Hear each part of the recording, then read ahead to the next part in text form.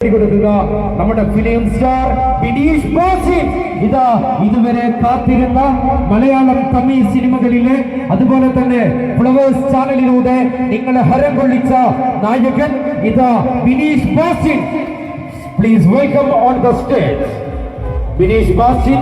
ബിനീഷ് ബാസിനെ ഈ വേദിയിലേക്ക് അനുഭവ സമ്പത്തുള്ള മലനാട് മെറ്റീരിയൽ മാർച്ച് ഇതാ ഈ നിമിഷം നാടിന് സമർപ്പിക്കപ്പെടുന്ന ഈ ഉദ്യമത്തിൽ എല്ലാ ആളുകളെയും സഹൃദയം സവിനയം ഈ പരിപാടിയിലേക്ക് സ്വാഗതം ചെയ്യുകയാണ്.